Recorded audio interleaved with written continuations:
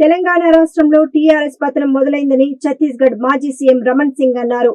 రాష్ట్రంలో బీజేపీ హవా కొనసాగుతోందని తెలిపారు.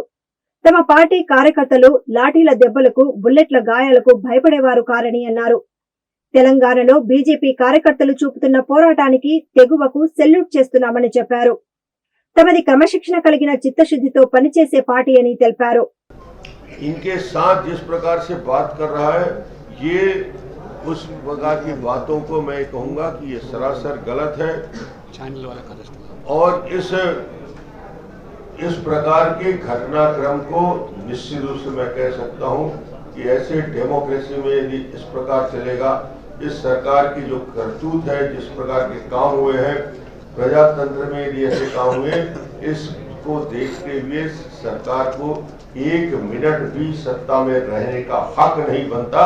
यदि एक सांसद अपना काम नहीं कर सकता, एक प्रदेश अध्यक्ष काम नहीं कर सकता, उसके साथ भय और आतंक करके पूरे परिवार को प्रताड़ित किया जाएगा, तो मुझे लगता है इस सरकार को तत्काल रूप से बर्खास्त की जानी चाहिए। आज मैं यही बात करने आया हूँ। मैं मिलने आया था कार्यकर्ताओं की पीड़ा, क्योंकि एक लाठी यदि भारतीय जनता पार्टी के एक कार्यकर्ताओं को लगता है तो पूरे 18 करोड़ हमारे सदस्यों के अंदर पीड़ा का भाव उपजता है। जिस दिन से इस घटना की जानकारी हुई थी, मुझे भी लग रहा था कि मैं कम से कम जाकर उन कार्यकर्ताओं से मिलूं, उनके परिजनों से मिलूं। आज मेरा सौभाग्य है कि कम से कम उनके साथ अपनी संवेदना बांटने का काम कर सकूं, उनसे मिला, मैं जो तसल्ली दे सकता किया। मगर इस बात के लिए मुझे खुशी है, किसी भी कार्यकर्ता का मनोबल कम नहीं हुआ है, कोई भी कार्यकर्ता परेशान नहीं है, डरा हुआ नहीं है। इस लड़ाई के लिए एक एक कार्यकर्ता तैयार है और चुनौती को भारतीय जनता पार्टी ने स्वीकार किया है। आज यहाँ स्थिति ये है कि पूरा एक लाइन में कहा जाता है कि चारों ओर अंधेरा है और पहरेदार लुटेरा है।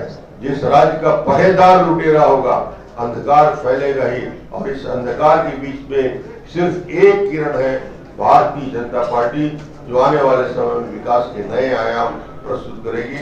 माननीय नरेंद्र मोदी जी के नेतृत्व में, माननीय अमित शाह जी के नेतृत्व में, माननीय नड्डा जी के नेतृत्व में भारतीय जनता पार्टी का एक एक कार्यकर्ता जूझ रहा है।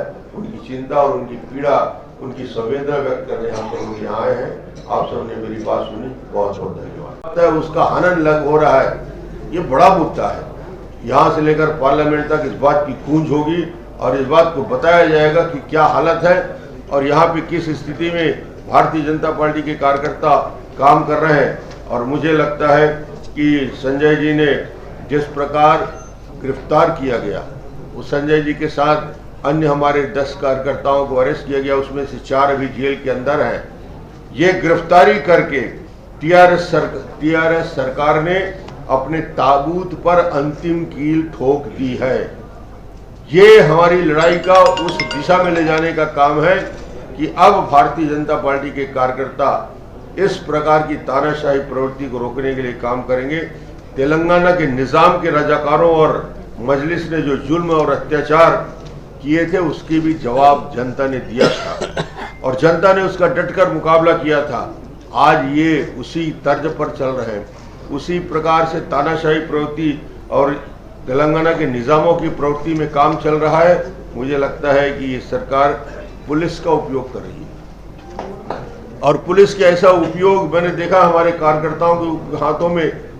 यहाँ हमारे पढ़े लिखे अधिवक्तागण हैं, हमारे यहाँ के कार्यकर्ता हैं, जो अंदर बैठे हुए थे, कार्यक्रम में उपस्थित थे, उनको जिस प्रकार से लाठियों से कुचला गया, मारा गया, जिस प्रकार गिरफ्तार किया गया, पूरे प्रदेश ने और पूरे देश ने इस घटने को देखा है। मुझे लगता है कि इस प्रकार विरोध को दबाने का जो षड्यंत्र चल रहा है तेलंगाना के अंदर, जिस प्रकार विरोध को कुचलने की साजिश हो रही है और जिस प्रकार ये आंदोलन संजय जी ने तेलंगाना प्रदेश सरकार के आदेश संख्या 317 को रद्द करने के विरोध में सरकारी शिक्षक और कर्मचारियों के साथ कोविड के नियम का पालन करते हुए इस कार्यालय के अंदर बैठकर एक दिन का जागरण उपवास रख रहे थे। कोई भी ऐसा काम नहीं था जिसमें शांति भंग का खतरा हो। कार्यालय के अंदर कभी शांति भंग होगा? कार्यालय में 25-50 लोग बैठ के यदि काम करते हैं प्रजातंत्र में, तो उसके ऊपर लाठी चलाई जाएगी, दरवाजा तोड़ा जाएगा, ताला तोड़ा जाएगा, इस प्रकार की घटनाएं जो हुई है निश्चित रूप से निंदनीय है और ये महिला कार्यकर्ताओं के साथ धक्का मुक्की की गई, उनके साथ दुर्व्यवहार किया गया, उनके साथ ऐसी सी बातें हुई हैं जिसका वर्णन मैं नहीं कर सकता।